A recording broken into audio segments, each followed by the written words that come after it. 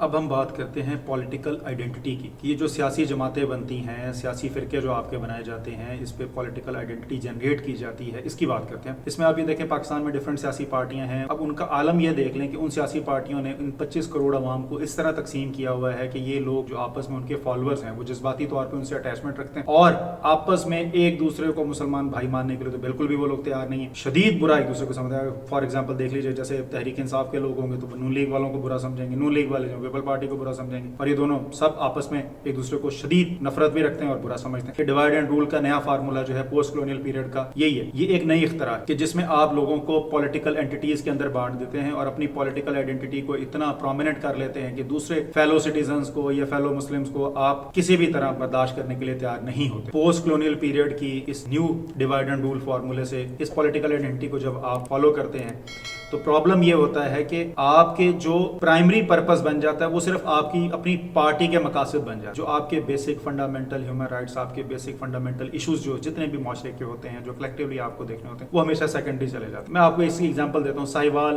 پاکستان کا ایک شہر، اس کے اندر ایک کول پلانٹ لگا۔ اب جب وہ کول پلانٹ لگا وہاں پہ تو وہ امپورٹڈ کوئلے سے چلایا جا رہا ہے آج کی ڈیٹ تک بھی۔ اب وہ امپورٹڈ کوئلہ آتا ہے کراچی سے ٹرین پہ، ٹھیک ہے، وہاں تک وہ پہنچتا ہے۔ اب اس کی ٹرانسپورٹیشن کاسٹ بھی ایڈ ہو جاتی ہے۔ اچھا، اب وہ ایکچوئل میں ساہیوال میں جو کول پلانٹ لگا ہوا ہے اس امپورٹڈ کوئلے کے ٹرانسپورٹیشن کاسٹ اور اس کی کیپیسٹی پیمنٹ جو آپ کو کرنی ہے، وہ بجلی کا جو یونٹ ہے جو آپ وہاں سے پروڈیوس کرتے ہیں وہ اکنامیکلی وائبل ہے ہی نہیں۔ کیپیسٹی پیمنٹ میں آپ کو بتا دوں کرایہ سمجھ لیں جو آپ نے ان پلانٹس کو دینا ہوتا ہے، تو یہ آئی پی پی جتنے بھی پاکستان میں لگے ہوئے ہیں، جو کرایہ آپ پے کرتے ہیں اس کو کیپیسٹی پیمنٹ کہتے ہیں، جس کا پاکستان میں ہمیشہ ایشو رہ جاتا ہے۔ اور اب اس کراچی سے آنے والا کوئلہ، اس میں ایک اور ایڈیشنل کاسٹ ایڈ ہوگی ٹرانسپورٹیشن کی اور کیپیسٹی پیمنٹ۔ اب یہ دونوں ملا کے اس کو اکنامیکلی وائبل نہیں بننے دیتے۔ لیکن جس پارٹی نے وہ لگایا اس پارٹی ہیڈ نے کہا ہمارا کیونکہ یہاں پہ ووٹ بینک مضبوط ہے تو ہم یہاں سے پاور جنریشن ہوتا دیکھنا چاہتے ہیں، کیونکہ اس پارٹی ہیڈ نے اب دیکھا کہ اکنامیکلی وائبل ہو یا نہ ہو، ہمارا پارٹی کا جو مقصد ہے یہاں سے پاور جنریشن ہونا، ہمارا ووٹ بینک بہت زیادہ تو ہم یہاں لوگوں کو دکھا سکیں کہ ہم یہاں سے پاور جنریشن کر رہے ہیں۔ تو آپ یہ ایک ایگزامپل لے لیں کہ کیسے پارٹی کا جو مقصد ہے وہ پرائمری ہو گیا اور نیشنل ایشو جو تھا آپ کا سستی الیکٹریسٹی جنریٹ کرنا وہ سیکنڈری ہو گیا۔ یہ اسی آئیڈینٹی پالیٹکس کا